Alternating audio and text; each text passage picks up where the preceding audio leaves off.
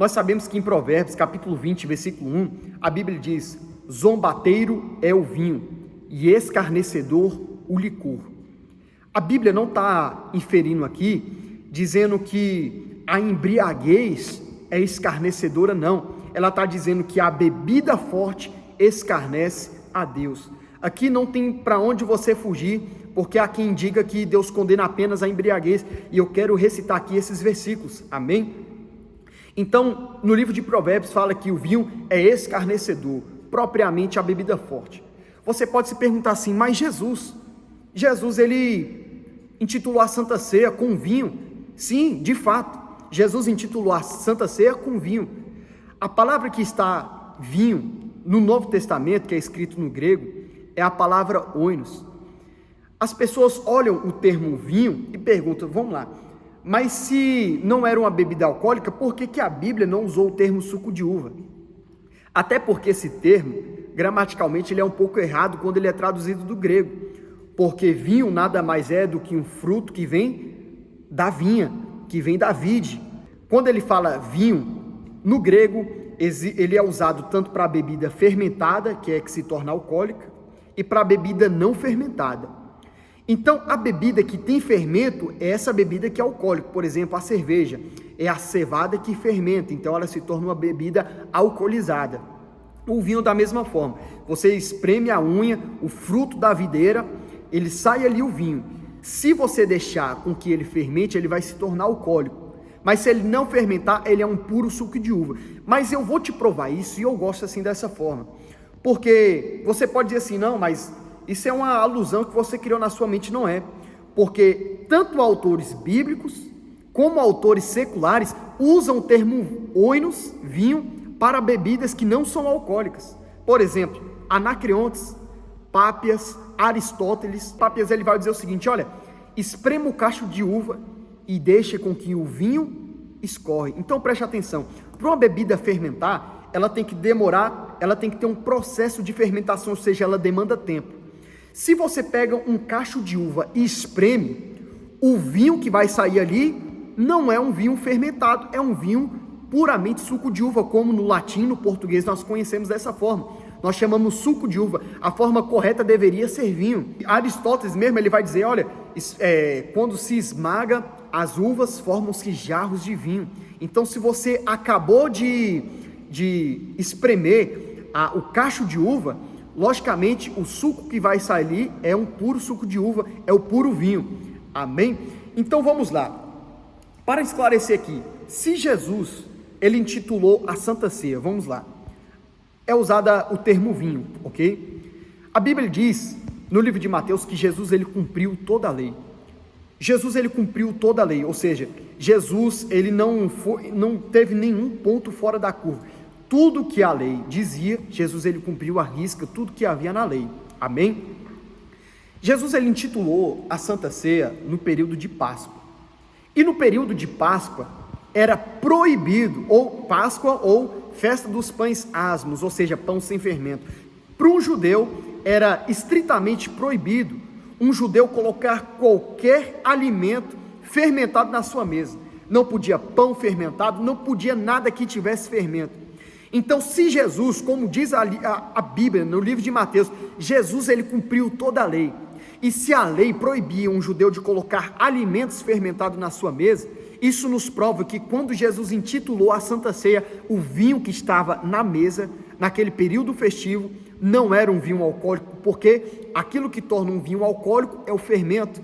Então, quando Jesus intitulou a Santa Ceia, o vinho que estava ali era um vinho suco de uva. Você pode perguntar assim, missionário, mas em João capítulo 2, naquela festa, Jesus, ele transforma água em vinho. Você vai me dizer que o vinho que foi transformado ali não era um vinho alcoólico, era um vinho puramente suco de uva numa festa?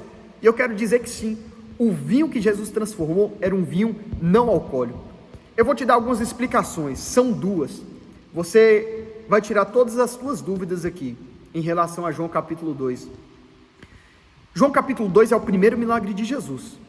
Sendo o primeiro milagre de Jesus, você pode notar a tamanha importância, do primeiro milagre daquele que veio cumprir a maior missão da humanidade.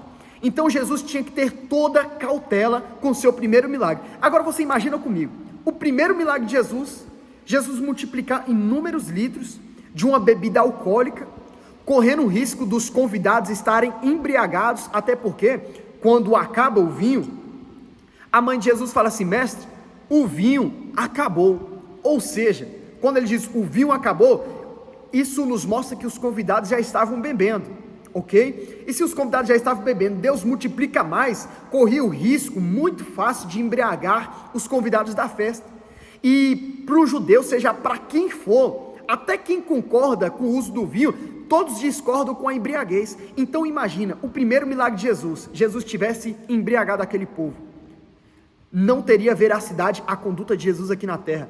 O povo ia olhar para Jesus pregando, operando milagres, ele já tinha perseguição, era um homem puro, limpo, já sofria perseguição. Imagina se Jesus tivesse uma mancha na sua história, uma mancha de que ele deu inúmeros litros e embriagou muita gente na festa. Só que aí que está, você deve estar olhando para mim e falar assim: eu não quero que você fuja do mestre Sala, porque o mestre Sala chega para Jesus e fala assim: olha, primeiramente se serve o melhor vinho, e depois que os convidados já têm bebido bastante, serve-se então o inferior, ou seja, o de menor qualidade. Aí você pode dizer, o que tu vai responder diante disso? Irmão, isso aqui é muito, muito, muito simples. Quando o mestre Sala diz, se serve primeiramente o melhor vinho, olha para o período histórico da época de Jesus. O cidadão moderno hoje, ele chega numa padaria, no mercado, há uma diversidade muito grande de suco. Você tem suco de acerola, tamarindo, abacaxi, laranja. Agora você imagina no Oriente Médio, você imagina ali na época de Jesus, em que não havia essa diversidade frutífera para se fazer suco. Então o vinho, ele era uma coisa muito especial. E naquela época, irmão, não tinha geladeira. Ou seja, o melhor vinho e o mais caro era aquele que era espremido recentemente. Então o vinho que era espremido recentemente dentro de uma garrafa era o vinho mais caro, porque era onde estava concentrado maior porcentagem de açúcar, de sabor. Então esse era o melhor vinho. E missionário, e o vinho inferior? Isso aqui é fácil. Como naquela época não tinha geladeira, o que as pessoas faziam para tardar o processo de fermentação, para não permitir com que o vinho se torne alcoólico?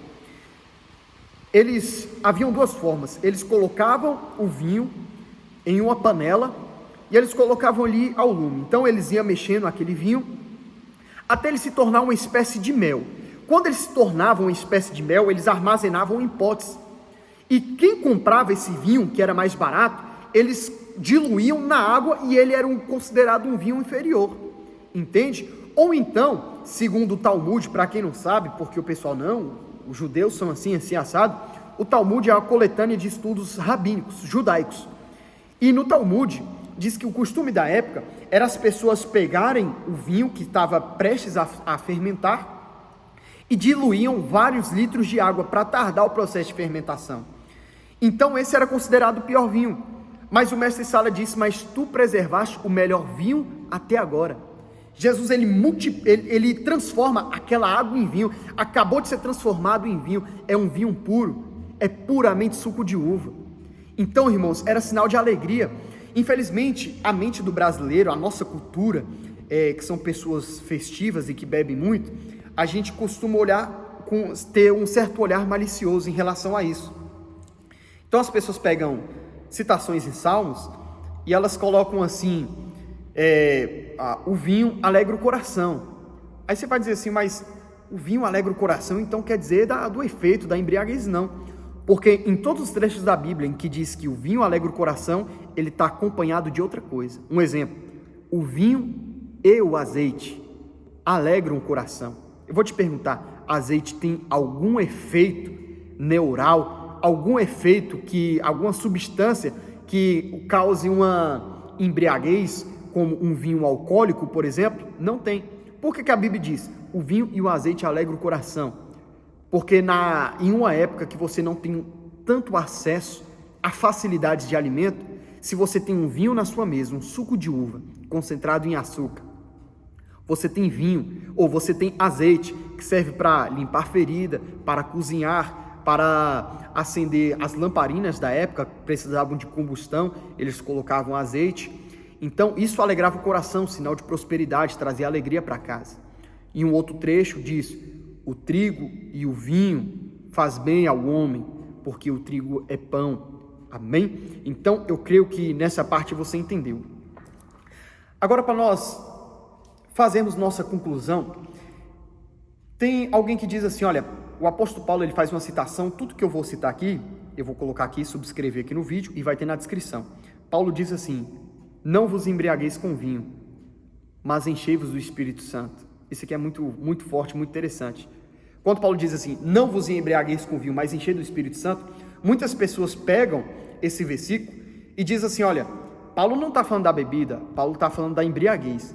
Se você pensar nesse ângulo de raciocínio, você vai justificar, por exemplo, um holandês, alguém que mora na Holanda, alguns estados dos Estados Unidos, que é permitido o uso da cannabis, da maconha. É a mesma coisa de você chegar para ele e falar assim, olha, você pode fumar um pouquinho de maconha, você só não pode chapar. É a mesma coisa da bebida. Paulo não está dando aqui vazão para você poder beber. Ele está dizendo, não vos embriagueis com vinho, mas enchei do Espírito Santo. É porque é uma coisa tão sutil, tão clara, tão objetiva, e nós colocamos um obstáculo ou uma justificativa da nossa carne para poder justificar o uso do vinho ou da bebida alcoólica. Paulo diz, não vos embriagueis com vinho, enchei-vos do Espírito Santo. Amém? Então, se você está dizendo, Deus só condena embriaguez, nada disso. Eu te apresentei aqui Provérbios 20, versículo 1, Provérbios 23, versículo 31, que diz, não demoreis olhando para o vinho, quando ele se parecer vermelho e resplandecer na taça, porque o seu fim picará como uma cobra, o seu fim picará como uma víbora. Ele não está dizendo, ele está dizendo propriamente a bebida forte. Então guarda aqui esses versículos, amém? E aí você fala, e aquele versículo, né, que Paulo fala para Timóteo, não beba um pouco de água, mas beba um pouco de vinho, por conta das enfermidades. Eu já expliquei a questão do nome, oinos, que serve para uma bebida não alcoólica. Que benefício o fermento tem para o estômago de alguém? O benefício que Paulo está trazendo, toma um pouco de vinho, é o benefício que existe no suco, nas cascas, em tudo que é feito ali, é nas propriedades que tem na fruta, porque fermento não tem utilidade nutricional para ninguém, nem para curar, nem para nada, fermento não tem. Então ele diz, toma um pouco de vinho, ainda que alguém queira dizer o seguinte, não, vinho ele está falando de vinho de bebida forte, você pode usar isso como uma alusão, é a mesma coisa de um hospital. Por exemplo, as pessoas que tomam remédios no hospital, remédios como morfina, existem muitas pessoas que fora de hospitais são viciadas em morfina. A morfina é uma droga, é lícito você tomar morfina, desde que você esteja dentro do hospital, com muita dor, aí você pode tomar morfina, porque é para tratar de uma situação de enfermidade, e não uma situação de divertimento ou de prazer, amém? Então, eu espero que você que está assistindo esse vídeo, tome conhecimento sobre a questão da bebida forte, porque não é interesse de Deus que um homem que serve ao Senhor, ele se enrede em vinho, em bebida forte, amém? O vinho, você tem que tomar o vinho puro suco de uva, aquele vinho mesmo que você compra no mercado, aqueles de vidro, que tem suco concentrado, que não tem fermento, que não é alcoólico, esse suco, você pode ver, irmãos, os maiores exemplares da Bíblia tomaram o vinho e fracassaram espiritualmente e moralmente. Olha para Noé, a Bíblia diz que Noé era um homem justo entre os seus contemporâneos, a Bíblia diz, Noé andava com Deus, Noé era um homem justo, era um homem íntegro. Quando Noé obedeceu à missão de Deus, que ele construiu a arca, Deus protegeu ele do dilúvio. Quando ele estaciona, que ele fica tranquilo, e é esse momento que o cristão tem que tomar cuidado, ele faz ali uma vinha, tudo, deixa o vinho fermentar, ele começa a beber bebida forte, ou seja, um homem que andava com Deus, um homem que era íntegro e era justo. Noé caiu por causa do vinho, ele mostrou a sua nudez para os seus filhos, e por causa disso, depois posteriores, as suas gerações, aconteceram feiticeiros e etc., através do filho que escandalizou seu pai, né? Então, toda essa vergonha veio através do vinho. Ou seja, o homem mais, como eu posso dizer, espiritualmente, o homem mais top da sua geração, por causa do vinho ele caiu. E você, talvez que justifica o uso do vinho, talvez você não chega nem aos pés de um homem como Noé, um homem santo como era Noé, ele caiu no vinho, quanto mais você, meu amado, que talvez não ora tanto, não lê a Bíblia. Davi, um homem segundo o coração de Deus, com vinho ele usou para fazer pecar Urias.